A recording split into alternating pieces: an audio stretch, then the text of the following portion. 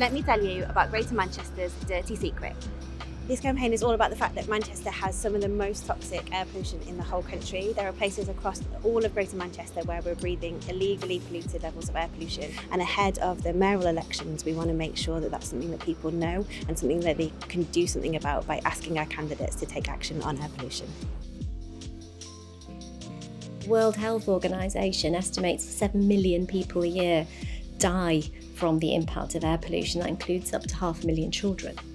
Greater Manchester has got some of the worst levels of air pollution in the entire country, and that is reflected in our children's hospital admission rates with things like asthma and our degree of lung disease that we see in our general population. So this absolutely is a priority for the people of Greater Manchester. We do need to clean up the air.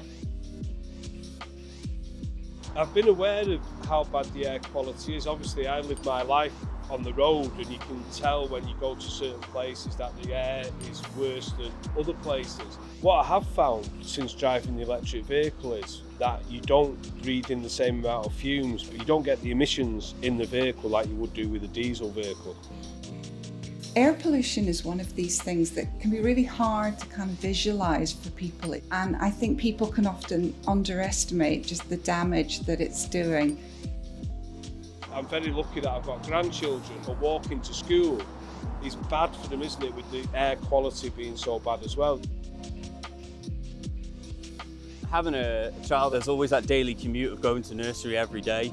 And I used to avoid walking down Trinity Way along a really busy main road at peak hours, just because you can smell it. You can smell the pollution in the air. It's estimated that about 1,200 people a year die from the direct effects of air pollution in GM every year.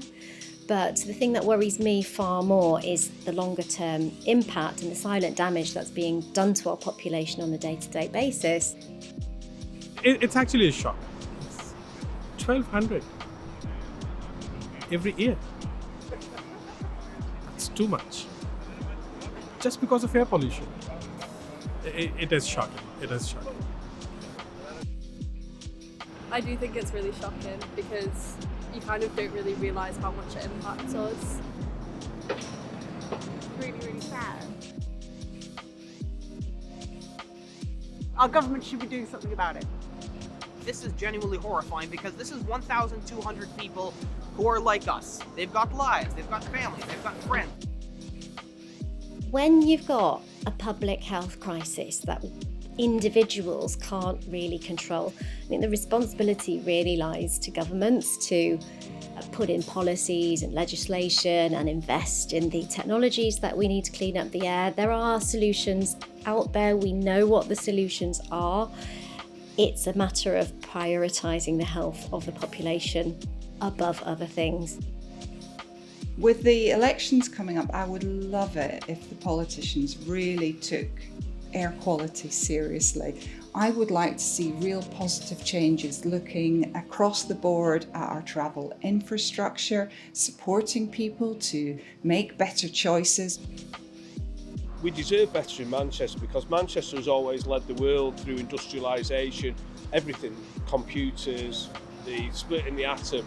We need to lead the world then in clean technology.